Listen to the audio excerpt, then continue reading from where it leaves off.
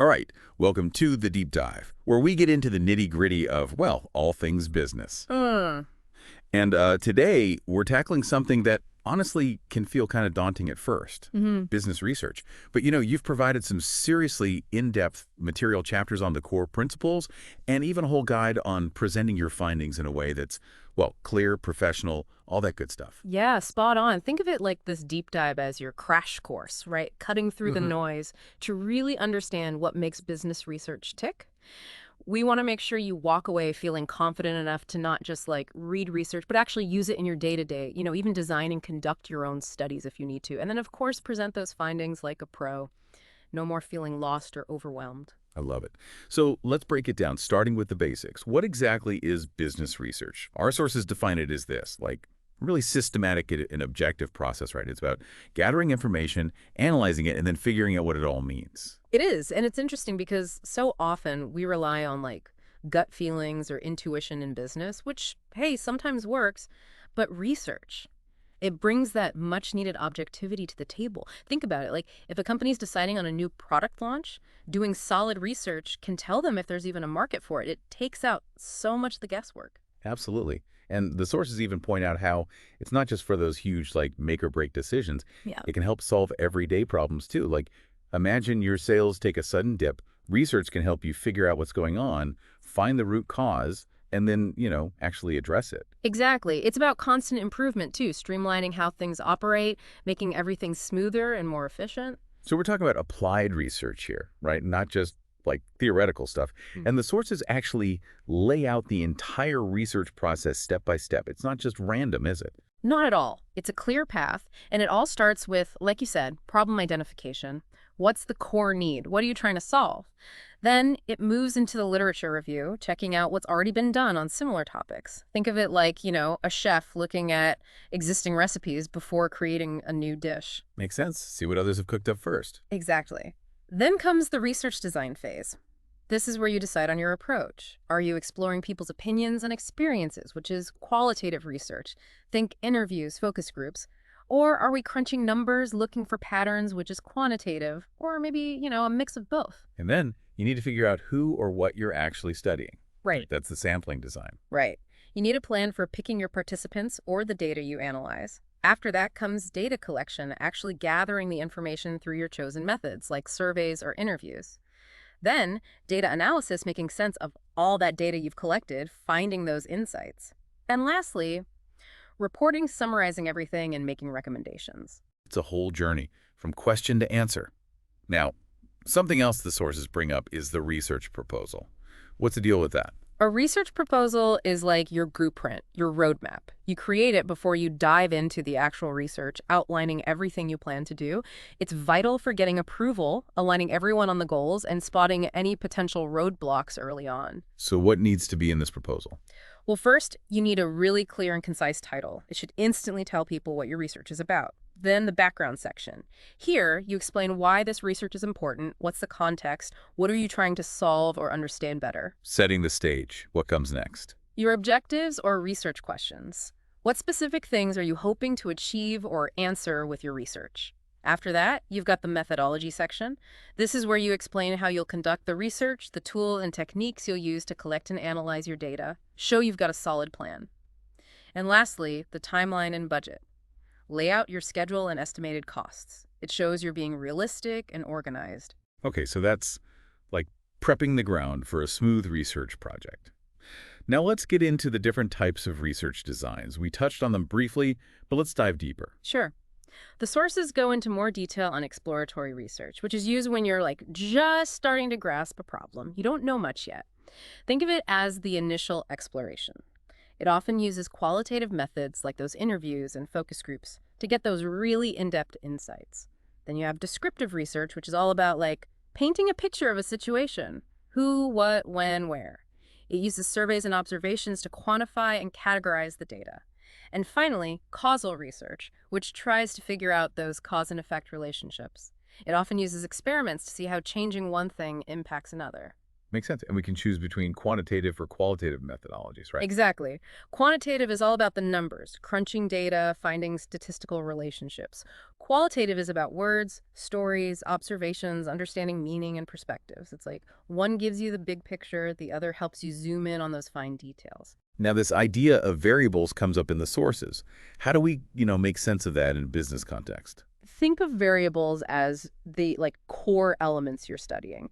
The independent variable is the one you're changing or manipulating, let's say the amount you spend on advertising. The dependent variable is the one you're measuring to see if it's affected by that change, like in this case, sales figures. And then you've got control variables. These are the factors you keep constant so they don't mess up the relationship between your independent and dependent variables. It's like making sure everything else is equal so you can see the true impact of what you're testing. So isolating the impact of the one thing you're really interested in. Got it. Now, how about choosing who or what to study? That's where sampling techniques come in, right? Right. The sources explain two main types. Probability sampling means everyone in your target group has a known chance of being selected. It's random, like drawing names out of a hat. You've got simple random sampling, stratified sampling, where you divide your group into subgroups first. Then, non-probability sampling, where the selection isn't random. This includes things like convenience sampling, picking people who are easy to reach, and purposive sampling, where you select specific people based on their knowledge or experience. And how about the actual information itself? Where does that come from? You've got primary data and secondary data. Primary data is what you collect specifically for your research through surveys, interviews, experiments. Secondary data is stuff that already exists, collected by someone else. Think reports, statistics, company websites. Okay, that's the research process itself. Now, the second part of our sources dives into how to present those findings. And it gets pretty specific about the technical side, formatting, writing style. It does. And while all those details might seem like a lot, they're super important for making your research credible and readable.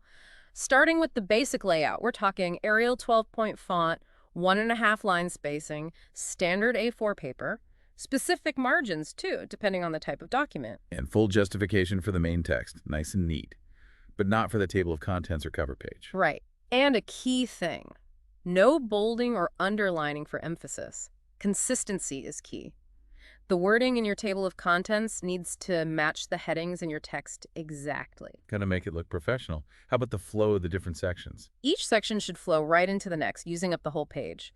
The only exceptions are the reference list and any annexures, which start on new pages. A heading can't be all alone at the bottom of a page either. It needs at least one line of text below it. And paragraphs too, right? Specific rules there. Yep. Keep them more than just one sentence and always a blank line between them. You don't want a single line from a paragraph at the top of a new page. How about page numbering? How do we keep track? Clear system here. Cover page doesn't get a number, table of contents uses lowercase Roman numerals, and the main body, including references and annexures, uses regular numbers starting from 1, and always centered at the top, Arial 12-point. Makes sense. Now let's talk about structuring the content itself. Sections, headings, numbering, and bullet points. A hierarchical numbering system is your friend here. Main sections start with 1, subsections with 1.1, then 1.1.1, even a fourth level like 1.1.1.1. But it gets messy beyond 4 levels, so try to avoid it. For headings with 1 or 2 numbers, all uppercase. For more numbers, lowercase. No full stop after the section number itself, but if it's a full sentence, then it gets one at the end. And always a blank line after each heading. And breaking down info into lists. Simple bullet points, dots, or circles are good. 2 ways to format them. First, the whole list, including the intro sentence, is one big sentence. Each point starts lowercase, ends with a semicolon, except the last 2, second to last gets and before it, last one ends with a full stop. Second format uses a proper introductory sentence with a full stop, and each point is a full sentence too, starting uppercase, ending with a full stop. Consistency is key. Pick one style and stick with it. Consistency, hearing that a lot. What about visuals, tables, and figures? So important for presenting data. Place them as close as possible to where you mention them in the text. Ideally, same page or the next one. And always refer to them in the text before showing them. Make sure they can stand alone and be understood without tons of extra explanation, but a little explanatory text is fine if needed. Always centered on the page. And the data itself, any formatting tips there? If you have text in columns that wraps to multiple lines, left justify it. For single words or short phrases that don't wrap, centering looks good. With numbers, especially decimals, centering them helps with readability. Same number of decimal places throughout for consistency. Each table and figure needs a label above it. Table 1 or Figure 1, all caps. Centered followed by a short descriptive caption, also all caps and centered. Column headings should be clear, all caps, and always show the units of measurement. Usually, independent variables go in rows dependent in columns, but adjust if it makes the table clear. Include totals if they add value. Make sure your units are consistent between text and tables. Use footnotes sparingly, only for really necessary explanations. And always cite your source right below the table or figure, whether it's a direct quote, adapted, or your own creation. Well, that's a masterclass in tables and figures. Okay, let's talk writing style. Key principles. The sources really emphasize clear, precise, grammatically correct language. Keep it formal, third person, so no I, we, or you. When referring to yourself, use the researcher, but try to minimize that. Stick to present tense for existing literature and theories, past tense when reporting your own results. Choose words carefully, no unnecessary adjectives, emotional language, or slang. Watch out for personification, giving human qualities to non-human things, and tautology, saying the same thing twice in different words. And the sources mention these pointer words and phrases to help guide the reader. Exactly. Things like however, therefore, similarly, in addition. They show the logical connections between your ideas. Don't just list what different authors say, compare their views, highlight agreements or disagreements, synthesize their findings. When you cite, it's often better to paraphrase and put the citation at the end rather than starting with according to. But you can start with the author's name if you want to emphasize their specific contribution. Use a variety of verbs when referring to what authors have done, argues, demonstrates, proposes, concludes, not just states all the time. And use the right linking words to show relationships, cause and effect, comparison, examples. And of course, perfect spelling and punctuation are crucial. Absolutely. Always run a spell check. Make sure your language settings are consistent. The sources recommend UK or South Africa English. Even little things like pi size versus chi-please endings, be consistent. Punctuation needs to be spot on, especially apostrophes. Remember, in academic writing, they're mostly for possession, not contractions like don't. Follow standard capitalization rules, proper nouns, organization names, start of sentences. What about abbreviations and quotations? Use abbreviations sparingly in the main text. Always spell out the full term first, then put the abbreviation in brackets if you'll use it again. The only really encouraged Latin abbreviation is et al. Avoid things like etc. Write out phrases like for example. In tables and figures, you can use standard abbreviations for units, and common statistical ones are fine in parentheses. Quotations should be used carefully to support your points or highlight a really well-phrased idea. Short quotes, less than about 30 words, go in double quotes within your paragraph. Longer ones are set off as a separate block, indented, single-spaced, no quotes. Always cite every quote. Don't overuse them. Paraphrasing shows you understand the material. If you omit words from a quote, use ellipses. If you add a word or clarify something, use square brackets. Be careful with the original punctuation and capitalization when quoting. And there are rules for numbers too, right? Yep, the sources are pretty detailed. Generally spell out 0 to 9, numbers that start sentences or headings, and common fractions.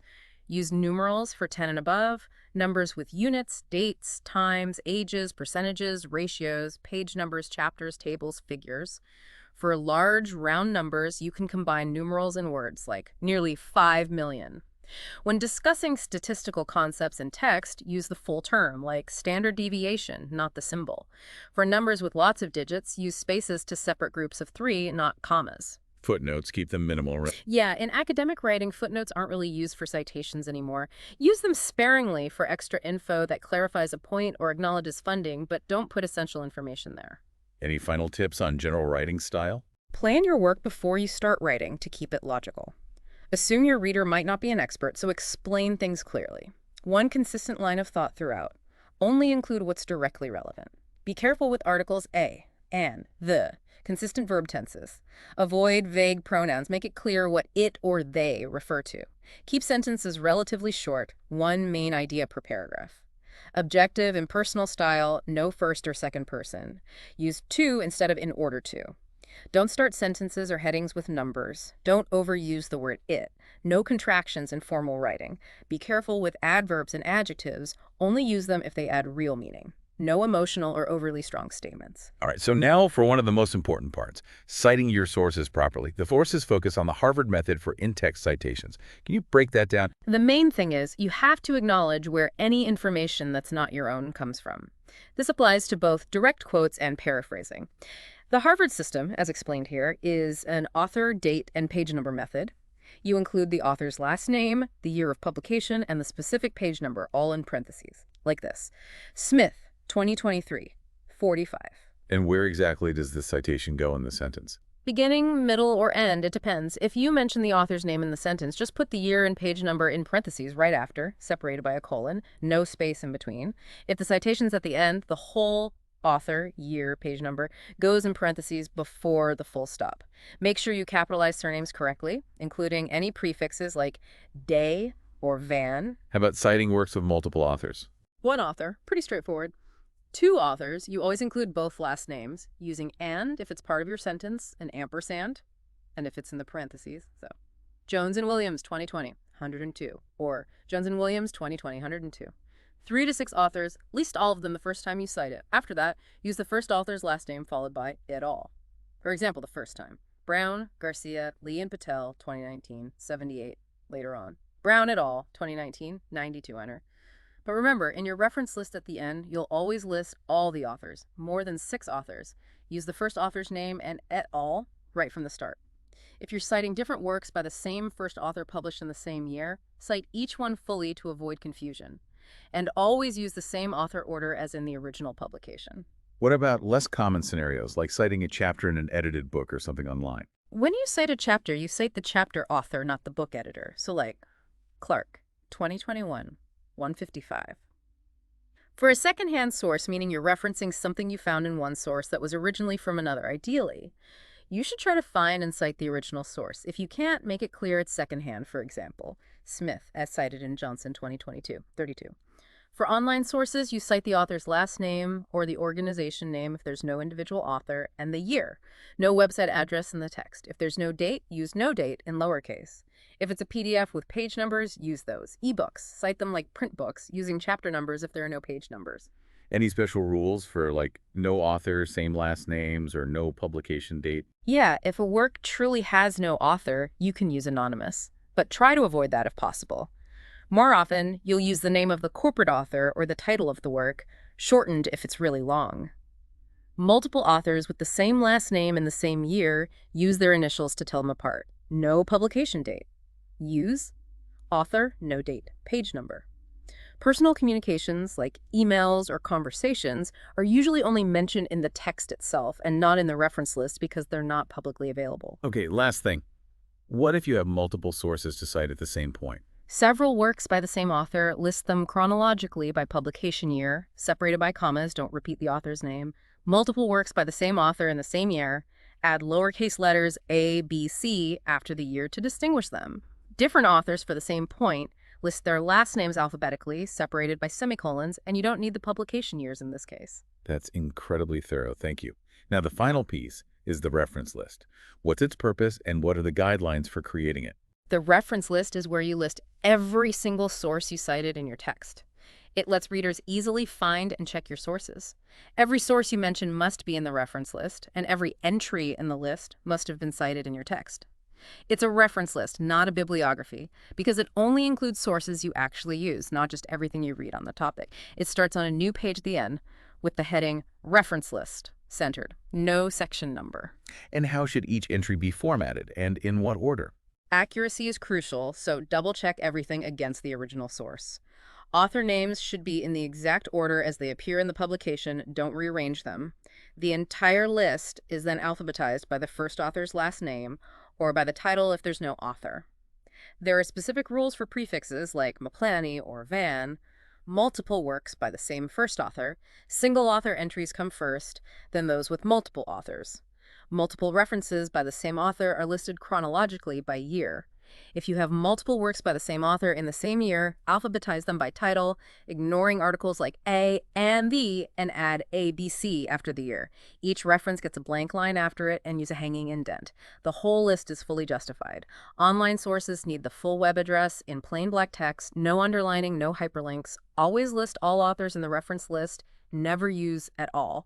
Don't include secondhand sources that you didn't actually consult. Books, journals, websites, all go in one alphabetical list. No numbers or bullet points. Okay, and what about the style and information needed for each type of source? Each entry follows a specific format.